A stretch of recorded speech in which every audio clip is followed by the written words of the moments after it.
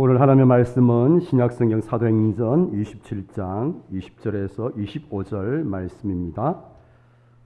신약성경 235페이지입니다.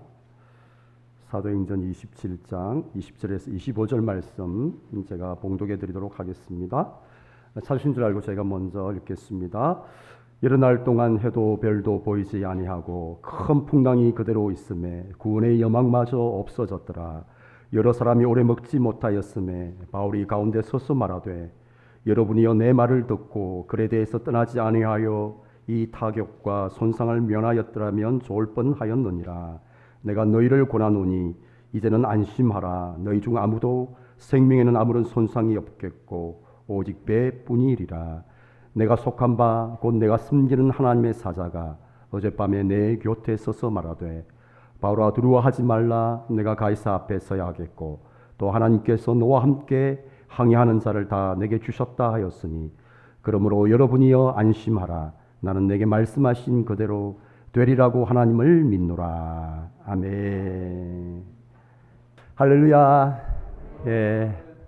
오늘도 주의 은혜가 사랑하는 우리 평안교회 성도님들 삶 가운데 풍성하게 임하기를 축복합니다.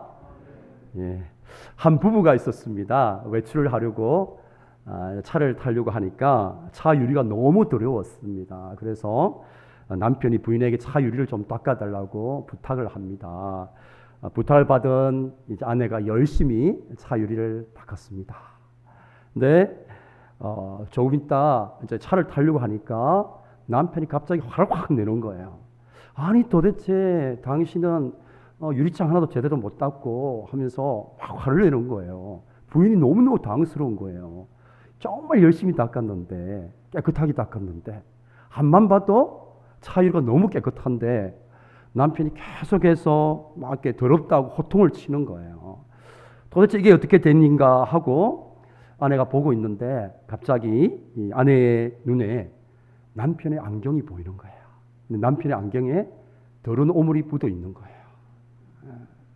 그러니까 이 남편이 자신의 안경에 더러운 오물이 묻어 있는 것 알지 못하고 괜히 그래서 사랑스러운 아내, 죄 없는 아내를 힘들게 한 거죠. 웃으시는 분이 계신데, 그죠? 사람이 사는 곳은 어디든지 이런 유형의 사람이 있습니다. 자신만의 안경을 쓰고 사물을 바라보고 사건을 바라보고 또 사람들을 바라보는 사람이 있어요. 그러면 상대방이 어떻게 보일까요? 좋아 보일 수가 없습니다. 사람들은 자신의 이 안경을 가지고 바라보는데 그 안경이 오물이 묻어 있어요.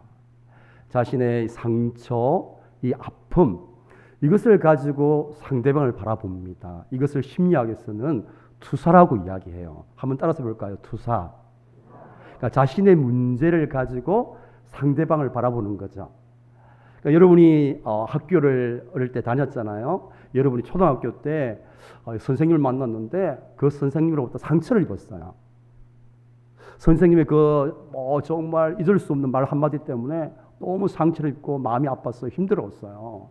근데 여러분이 이제 중학교 가가지고 너무너무 인격적으로 훌륭하시고 뛰어나신 선생님을 만났어요. 그런데 여러분은 이 초등학교 때 그 선생님으로부터 입었던 상처 때문에 중학교에 만난 그 선생님이 아무리 훌륭하신 선생님이라고 할지라도 그 선생님이 어떻게 보일까요? 초등학교 때 자신에게 상처를 주었던 그 선생님과 똑같을 거야. 그렇게 봅니다. 과거의 자신의 상처와 아픔에 매울게 되는 거예요. 그러니까 이런 분들과 함께하면 참 쉽지가 않습니다. 자신의 상처와 아픔을 가지고 상대방을 바라보면 아무리 훌륭하신 분이 온다 할지라도 그 상대방이 좋아 보일 수가 없어요. 우리 평강교회에 예수님이 온다고 할지라도 성에 차지 않는 거죠. 그래서 우리가 상처와 아픔에 갇혀 있게 되면 늘 상대방을 힘들게 해요. 사랑하는 사람들에게 상처를 줍니다. 자신의 가장 가까운 사람들에게 상처를 줘요. 집안에서 아버지가 치유되지 않은 상처를 가지고 있으면 사랑하는 아내와 자녀들을 힘들게 합니다.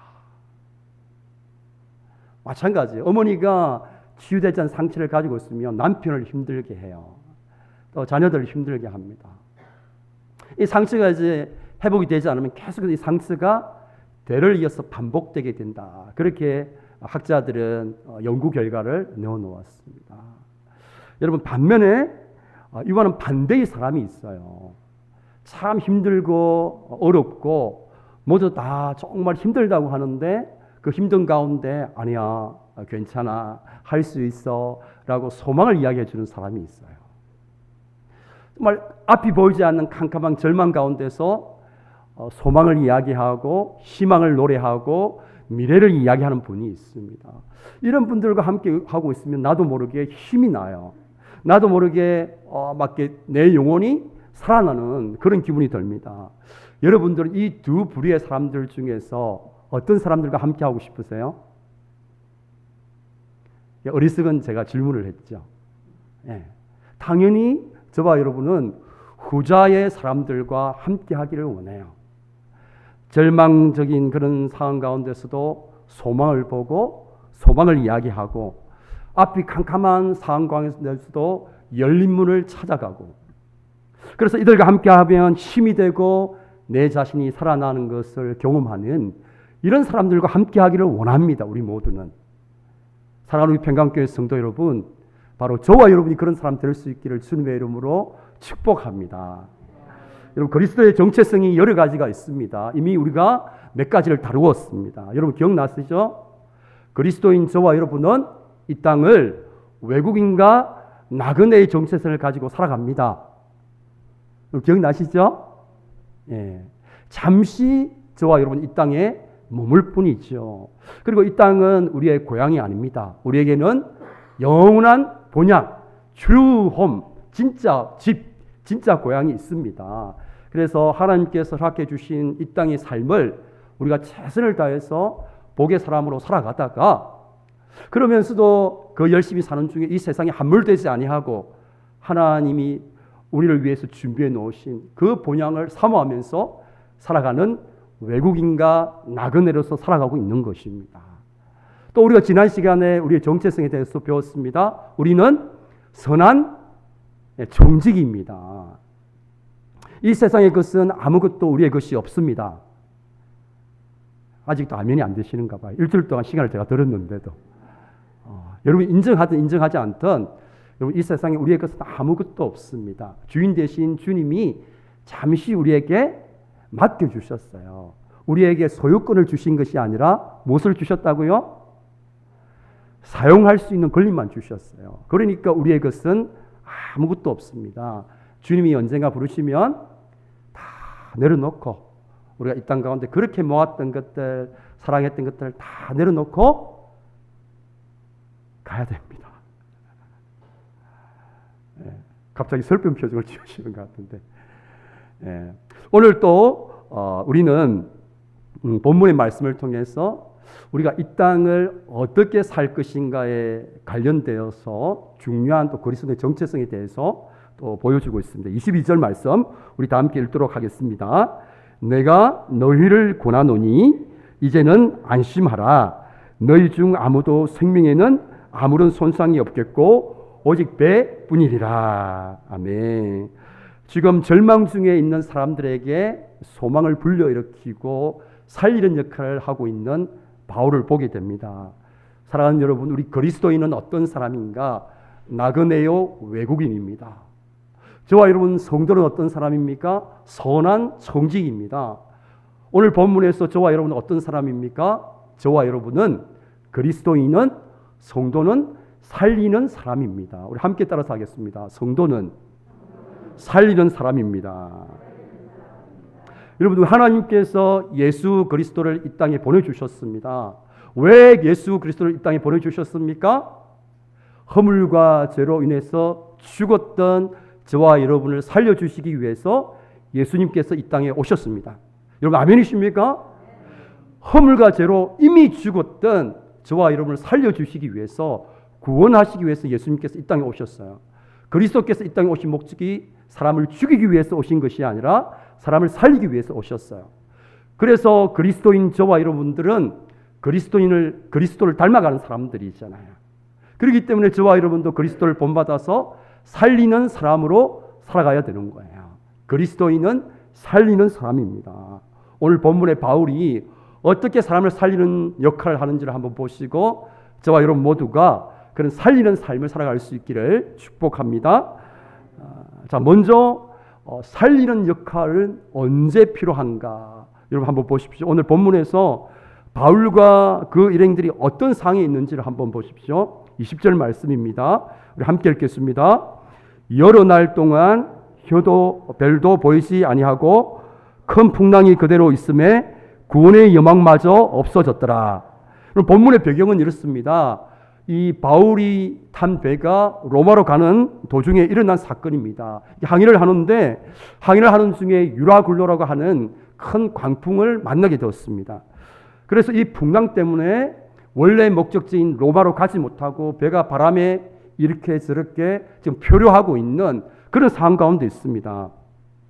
이렇게 가다는 큰 이제 낭패를 당할 수밖에 없는 그런 위기 상황 가운데 있어요. 배가 이렇게 바람에 이렇게 저렇게 표류하다가 암초로도 만나서 암초에 부딪히게 되면 어떻게 될까요? 침몰하게 되죠. 뿐만 아니라 21절 상반절 말씀을 보면 이렇게 적고 있어요. 여러 사람이 오래 먹지 못하였다. 이대로 가면 배가 침몰해서 사람들이 죽기보다 굶어서 죽을 수 있는 그런 상황 가운데 있습니다. 한마디로 말하면 이 바울과 이 일행이 탄 배는 절망 가운데 있는 거예요. 성경은 이것을 어떻게 표현하고 있습니까? 20절 하반절 말씀 보면 구원의 여망마저 없어졌더라 이렇게 적고 있어요. 사실은 구원의 여망마저 없었더라 이 표현을 보면 별로 우리는 이 상황이 심각하게 느껴지지 않아요. 근데 이 부분을 영어 번역을 보니까 이렇게 되어 있어요.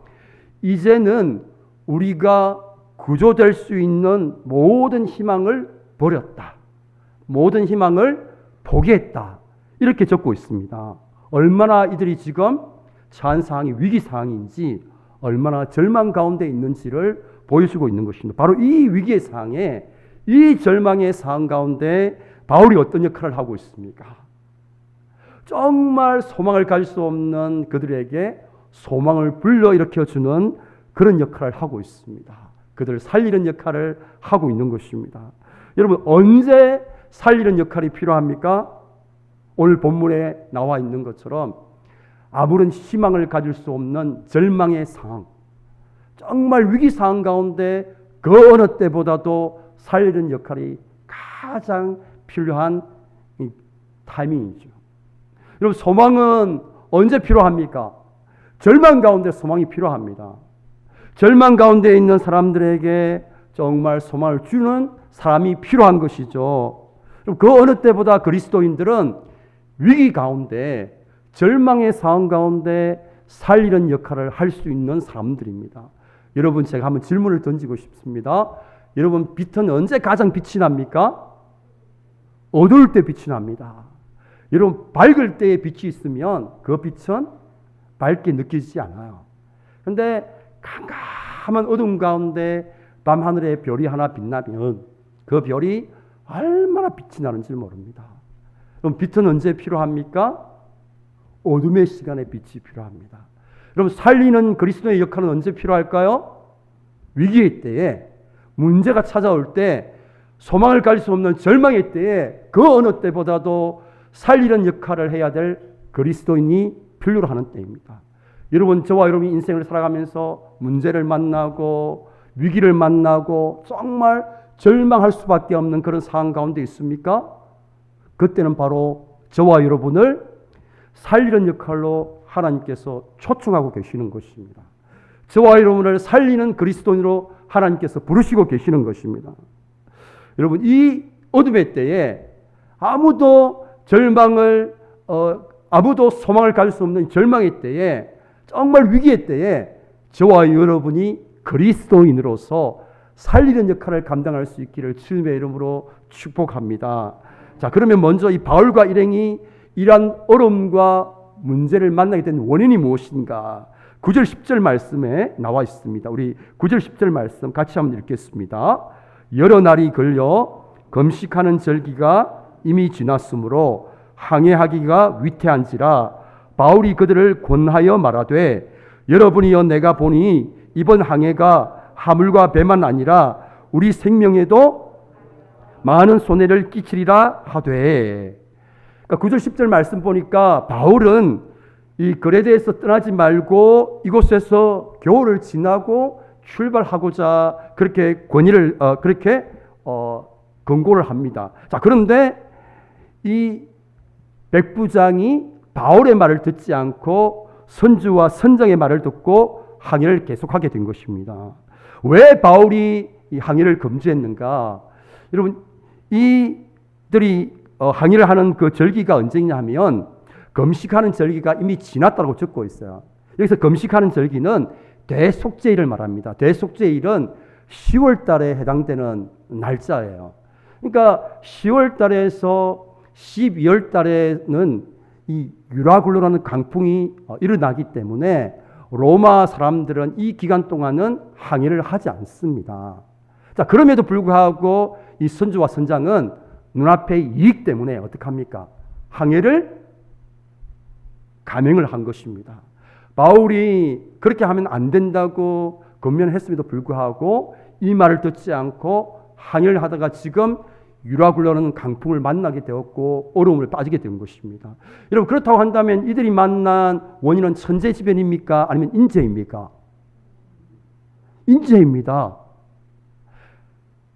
만약에 이 상황 가운데서 우리가 바울의 처지라고 한번 생각해 보십시오. 여러분, 어떻게 반응할 수 있을까요? 분명히 바울이 반대했습니다. 항해하면 안 된다. 항해하면 큰일 난다. 그럼에도 불구하고 이 백부장과 선주와 선장들은 항해를 감행했습니다. 그리고 이 유라굴로라는 강풍을 만나게 되었습니다. 얼음을 만나게 되었습니다. 자, 바울의 입장에서는 어떻게 할 수 있습니까? 충분히 이들을 향해서 비난할 수 있습니다. 당신들 말이야, 내 말 듣지 않고서 이렇게 되었으니까 당신들이 책임져야지. 그렇게 이야기할 수 있어요. 뿐만 아니라 바울은 자기 신세 타령도 할 수 있어요. 도대체 되는 일이 하나도 없네? 이렇게 신세 타령할 수도 있습니다. 또한 하나님을 원망할 수도 있어요. 바울은 내가 나쁜 일을 하는 것도 아니고 내가 관광을 가는 것도 아니고 복음을 전하기 위해서 가는데, 로마에 복음을 전하기 위해서 가는데, 로마에 순교하기 위해서 가는데 도대체 하나님께서 왜 이렇게 어려움을 만나게 하나? 하나님을 원망하고 하나님을 향해서 분노할 수도 있어요. 자, 그런데 이 상황에서 바울은 어떻게 리스판스하고 있는지를 보십시오. 어떻게 반응하고 있습니까? 22절입니다. 우리가 같이 22절 말씀 함께 읽겠습니다. 내가 너희를 권하노니 이제는 안심하라. 너희 중 아무도 생명에는 아무런 손상이 없겠고 오직 배뿐이리라. 자, 바울은 다른 사람들에게 문제의 원인을 돌리거나 다른 사람들을 비난하거나 다른 사람들을 책망하지 않습니다. 신세 타령도 하지 않고 하나님을 원망하지도 않습니다. 이미 일어난 사건에 대해 이렇쿵저렇쿵 이야기하지 않습니다. 상처와 아픔에 매여있지 않습니다. 갇혀있지 않습니다. 대신에 바울은 무엇을 하고 있습니까? 절망하고 있는 사람들에게 소망을 불러일으키고 있습니다. 그들을 향해서 살리는 역할을 하고 있는 바울을 보게 됩니다. 사랑하는 여러분, 바로 이 바울의 모습이 저와 여러분의 모습이 되어야 할 줄을 믿습니다. 저와 여러분은 절망 중에 있는 사람들에게 소망을 불러일으키는 그런 사람들로 부름을 받았습니다. 여러분, 주님이 바로 이것을 위해서 이 땅에 오셨잖아요. 허물과 죄로 죽었던 사람을 살리시기 위해서 이 땅에 오신 주님, 또 이 사람을 살리는 역할을 저와 여러분에게 맡겨주셨던 주님, 그래서 저와 여러분 이 땅에 하나님께서 허락해 주시는 나그네와 외구를 머무는 이 땅의 삶의 기간 동안 어찌하든지 저와 여러분이 하나님 보내신 삶의 자리 가운데서 사람을 살리는 역할로 저와 여러분이 살아야 되는 것입니다. 저와 여러분이 이 땅에서 삶을 살다가 하나님이 부르시면 아무것도 가지고 가지 못합니다. 우리가 하나님 앞에 섰을 때 무엇을 하나 앞에 내려놓을 수 있을까요? 이 땅에서 예수님을 닮아서 사람을 살려내는 역할을 한 삶, 그러한 삶을 산 우리의 삶만이 하나님 앞에서 인정을 받게 되는 것이죠. 여러분 꼭 기억하십시오. 그리스도인은 어떤 사람인가? 그리스도인은 과거의 상처와 아픔에 매여서 사는 사람이 절대로 아닙니다. 그리스도인은 위기 상황 가운데서 절망에 갇혀서 사는 사람이 아닙니다. 그리스도인은 상처와 아픔을 이겨내고 상처와 아픔을 당한 사람들을 위로하고 그들에게 소망을 불러일으켜주는 상처 입은 치유자로 부르심을 받은 사람들입니다. 그런데 안타까운 것은 이 땅에 많은 그리스도인들이 예수 그리스도를 믿으면서도 여전히 과거의 상처와 아픔에 매여 있습니다. 과거와 상처와 아픔에 갇혀 있습니다. 이미 일어난 사건, 내가 어찌할 수 없는 사건에 갇혀 있어요. 그래서 하나님이 주시는 그 귀한 시간들을 낭비해버립니다. 세상에 복이 되고 하나님 보내신 삶의 자리에서 사람을 살리는 역할을 감당해야 될 저와 여러분이 우리에게 주어진 그 귀중한 시간들을 상처의 아픔에 갇혀서 그냥 힘들어하고 자신을 괴롭히면서 이 귀한 시간들을 다 소비해버린단 말이에요. 다시 한번 저와 여러분 정체성을 기억했으면 좋겠어요. 그리스도인은 살리는 사람입니다. 우리 자주 잊어버리니까 잊어버리지 않도록 옆에 있는 분들 향해서 한번 이야기해 주십시오. 집사님은 살리는 사람입니다. 예. 여러분 꼭 기억하시기를 바랍니다. 성도는 그리스도인은 살리는 사람입니다. 여러분 제가 이 이야기를 하면 여러분 솔직히 마음속으로 어떤 생각이 드세요? 집사님은 살리는 사람입니다. 권사님은 살리는 사람입니다. 성도는 살리는 사람입니다. 그리스도는 살리는 사람입니다. 제가 이렇게 말씀드리면 여러분 제 이야기를 들으면 솔직히 어떤 생각이 드세요? 솔직하게. 자, 여러분 마음을 한번 맞춰볼까요? 목사님, 지금 제 삶도 참 힘든데 무슨 사람을 살리는 사람이란 말입니까? 제가 살기도 제 삶도 벅찬데 제 삶도 힘든데 무슨 그렇게 거창한 사람을 살리는 역할을 해야 된단 말입니까? 목사님, 저는 힘들 것 같아요. 바울처럼 위대하신 분은 몰라도 저 같은 사람은요, 복의 사람으로 또 사람을 살리는 사람으로 살기가 힘들 것 같아요. 그렇게 생각하는 분 계시죠? 예. 여러분 왜 그렇게 생각하는 줄 아세요? 사람을 살리는 역할에 대해서 여러분들이 오해를 하고 있어서 그래요. 제가 그리스도인은 살리는 사람입니다 라고 이야기하면 대부분의 성도님들 어떻게 이것을 받아들이냐 하면 살리는 사람? 뭔가 특별한 일을 해야 되고 뭔가 대단한 일을 해야 되고 사람을 살린다고 하니까 거창한 것으로 받아들여요. 그럼 절대로 그렇지 않습니다.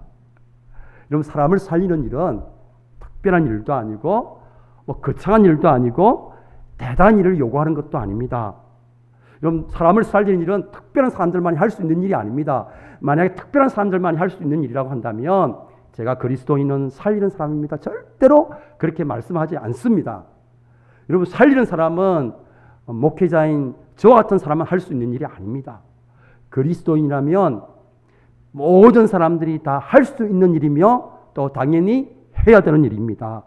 여러분 사람을 살리는 일은 무슨 특별하고 거창한 일이 필요한 것이 아니라 아주 작은 것들을 통해서 우리는 사람을 살릴 수 있습니다. 자, 오늘 바울을 통해서 우리는 그 사실을 확인할 수 있습니다.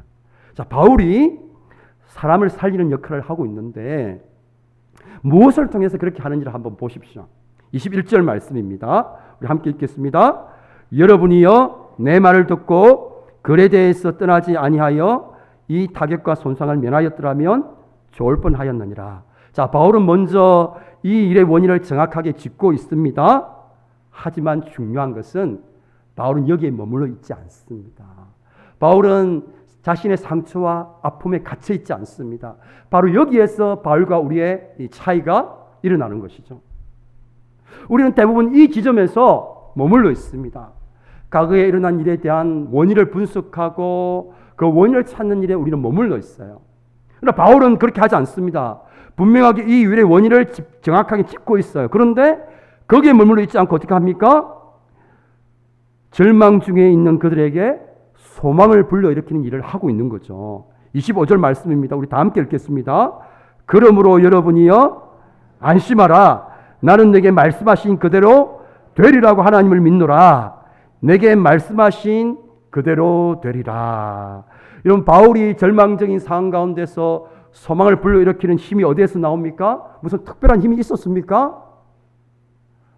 바울이 기적을 일으켰습니까? 사람들 마음을 변화시키는 기적을 일으켰습니까? 사람들로 하여금 절망 가운데 있는 사람들로 하여금 소망을 불러일으킬 줄은 바울의 힘은 어디에서 나왔습니까? 말씀에서 났어요. 말씀. 하나님의 말씀 속에서 소망을 찾고 소망을 발견하고 그 소망을 가지고 절망 가운데 있는 사람들에게 소망을 불러일으켜주는 역할을 하고 있는 거예요. 여러분, 사람을 살리는 역할은 특별한 것이 아니에요. 무슨 거창한 것이 아니에요. 무슨 대단한 것이 아닙니다. 말씀 가운데 소망을 찾고 그 소망을 절망 가운데 있는 사람들에게 보여주는 것입니다. 바울이 그 역할을 하고 있는 거예요. 그래서 저와 여러분은 말씀을 통해서 소망을 찾고 말씀 가운데 소망을 발견하여서 하나님이 저와 여러분을 보내신 삶의 자리가 있잖아요. 나 때문에 우리 자녀가 살아내야 됩니다. 우리 부모님은 여러분들 때문에 우리의 자녀가 살아나야 돼요. 우리 아내분들은 우리 아내 때문에 남편이 살아나야 돼요. 우리 남편분들은 나 때문에 우리 아내가 살아나야 됩니다. 우리 가정이 살아나야 돼요. 나 때문에 우리 목장이 살아나야 됩니다. 나 때문에 우리 교회가 살아나야 됩니다. 살리는 사람들이에요. 살리는 사람. 저와 여러분이 어느 곳에 가든지 살리는 역할을 감당할 수 있기를 축복합니다. 예. 여러분, 저와 여러분이 사는 시대를 한번 가만히 한번 둘러보십시오. 오늘 본문의 상황과 다를 바가 하나도 없습니다. 본문의 바울과 일행도 여러 날 동안 큰 풍랑이 있었습니다. 여러분, 오늘날 저와 여러분이 사는 시대도 코로나19가 오랫동안 지속되고 있습니다. 사람들이 막 코로나가 오랫동안 지속되다 보니까 우울하고 또 심지어 사람들이 분노를 표현하고 있습니다. 오늘 본문의 이 일행처럼 모든 구조의 희망을 포기한 사람들처럼 둘러보면 자포자기 하시는 분들이 많이 있어요. 자영업 하시는 분들이 자포자기 하면서 가게 문을 닫는 분도 계시고, 만나는 사람들마다 한 분도 괜찮다고 이야기하시는 분들은 제가 만나본 적이 없어요. 만나는 분들마다 다 어렵다고 합니다. 가게도 힘들고, 우리 취업하시는 분들도 힘들고, 일하는 우리 형제자매들도 힘들고, 심지어 목사님 만나도 목사님들도 교회가 힘들다고 이야기해요. 모두 다 힘들다, 어렵다, 소망이 보이지 않는다, 끝이 보이지 않는다, 모두 다 절망하고 있는 것들을 발견합니다. 사랑하는 여러분, 우리 그리스도인은 여기에 갇혀 있어는 안 되는 사람인 걸 다시 한번 확인할 수 있기를 축복합니다. 저와 여러분은 절망 가운데 갇혀 사는 사람들이 아닙니다. 저와 여러분은 상처와 아픔 가운데 매여 사는 사람들이 아니에요. 저와 여러분들은 말씀을 통해서 절망 가운데서도 소망을 찾아내는 사람들입니다. 어둠 가운데서도 빛을 발견해내는 사람들이에요. 닫힌 문 가운데서도 열린 문을 찾아내는 사람들이에요. 바로 이러한 때가 그 어느 때보다 저와 여러분이 살리는 역할을 해야 될 사람들입니다. 모두들 절망하고 있을 때, 모두들 소망을 이야기하고 있지 못하는 때에 바로 여기에 소망이 있다, 바로 여기에 살 길이 있다라고 그들을 향해서 소망을 선포할 수 있는 사람이 저와 여러분 그리스도인이 되어야 할 줄 믿습니다. 자, 그러면 구체적으로 저와 여러분이 살리는 역할을 하기 위해서 저는 세 가지를 말씀드리고 싶었습니다. 자, 첫째, 우리가 어떻게 살리는 역할을 할 수 있는가? 살리는 말을 해야 합니다. 우리 함께 따라서 하겠습니다. 살리는 말을 해야 합니다. 여러분, 자, 다시 한번 말씀드릴게요. 사람을 살리는 것은 거창한 것으로 되는 게 아니에요. 무슨 특별한 것으로 되는 게 아니에요. 살리는 말로 사람을 살릴 수 있습니다. 오늘 한번 보세요. 22절 보시면 이하 보십시오. 안심하라. 너희 중 아무도 생명에는 손상이 없을 거야. 하나님이 나와 너희를 안전하게 하신다고 하셨어. 지금 바울이 뭘로 지금 사람들에게 소망을 불러일으키고 있습니까? 뭘로 소망을 불러일으키고 있습니까? 말, 위로하는 말, 격려하는 말, 믿음의 말, 이 말을 통해서 그들 가운데 소망을 불러일으켜주고 있잖아요. 여러분, 우리가 이미 경험하고 있는 것처럼 말에는 뭐가 있습니까? 위력이 있습니다. 말에는 권세가 있어요. 그리고 실제로 한번 보시면 말 한마디로 사람을 살리기도 하고 사람을 죽이기도 합니다. 우리가 안타까운 소식을 접하잖아요. 연예인들이 댓글을 보고 그 댓글 때문에 안타까워 자신의 목숨을 버리는 일들도 있습니다. 말 한마디가 사람을 살리기도 하고 죽이기도 하는 거예요. 그럼 특별히 우리가 인정하는 말, 사람들을 인정하는 말, 그 사람을 살려내죠. 그럼 제가 이제 상담을 해보니까 한 번도 자라면서 부모님으로부터 인정의 말을 듣지 못한 이 아이가 그게 천추의 한이 돼가지고 그게 상처가 돼가지고 어른이 되었어도 자신을 조금만 인정해주면 그냥 혹 하고 넘어가는 거예요. 말에는 그렇게 위력이 있는 거죠. 한 사람이 인생을 좌우합니다, 말은. 여러분이 다 경험해 보시잖아요, 그죠? 여러분이 자주에게, 그죠? 살리는 말을 여러분들 하셔야 되는데, 우리 부모님 가끔 가다, 그죠? 예, 죽이는 말도 하잖아요, 그죠? 밖에 나가, 그죠? 빌어먹어, 이런. 옛날 어르신들은 그런 이야기도 많이 하셨어요. 살리는 말을 하셔야 돼요. 여러분, 살리는 말이 어떤 말이 있습니까? 인정하는 말. 우리 상대방을 인정해 주는 말이 필요하죠. 여러분, 우리 남편이 아내에게 듣기 원하는 말이 뭔지 압니까? 우리 아내들은 남편으로부터 사랑한다는 말을 듣기를 원하잖아요. 우리 남편들은, 우리 남자들은 여자로부터 인정의 말을 듣기를 원해요. 차이가 있죠. 그럼 칭찬하는 말, 칭찬은 고래도 춤추게 합니다. 또 위로하는 말, 또 격려하는 말, 믿음의 말, 이런 살리는 말이 바로 사람을 살리는 역할을 합니다. 여러분 참 쉽죠? 제가 여러분에게 돈으로 사람을 살려고 말하지 않잖아요. 말로 우리는 사람을 살릴 수 있습니다. 여러분, 여러분이 정말로 살리는 말을 할 수 있기를 축복합니다. 특별히 권위를 가지고 있는 우리 분들, 우리 부모님들, 자녀들에게는 우리 부모님이 권위자잖아요. 자녀들에게는 부모님이 하는 말이 치명적입니다. 학교에서 학생들에게 선생님이 하는 말은 치명적이죠. 교회에서 목사인 제가 여러분이 하는 말은 치명적입니다. 그 말은 권세를 가지고 있습니다. 그래서 저는 기도할 때마다 우리 성도들에게 늘 축복의 말을 해요. 제가 기도할 때. 제가 우리 성도들 한 사람 기도할 때마다 축복의 말을 하죠. 왜냐하면 그 말에 권세가 있기 때문에. 반대로 한번 생각해보세요. 제가 여러분들을 향해서 막 저주의 말을 하고 막 비판의 말을 하고 비난의 말을 한다고 하면 여러분 생각해 보십시오. 사람을 죽이죠. 그 영혼을 죽이는 거예요.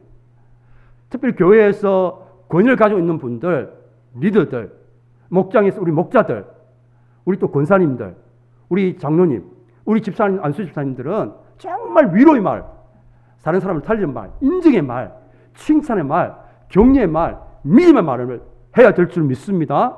힘이 있습니다. 권세가 있습니다. 자, 두 번째, 우리는 어떻게 하나님 살리는 역할을 할 수 있는가? 살리는 역할을 하기 위해서는 우리가 먼저 하나님의 음성을 들을 수 있어야 합니다. 우리 함께 하겠습니다. 하나님의 음성을 들을 수 있어야 합니다. 왜 그렇게 해야 되는가?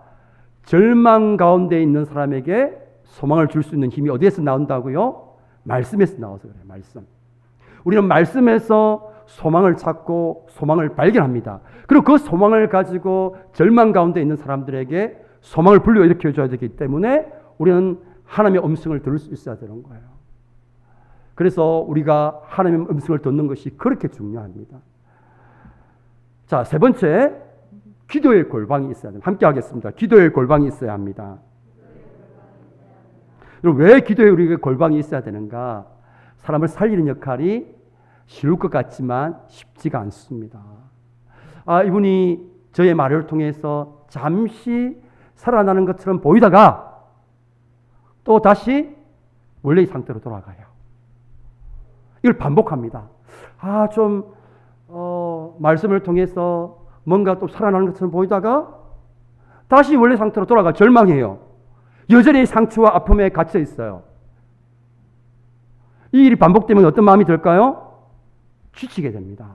그러면 어떤 마음이 듭니까? 그만두고 싶어요.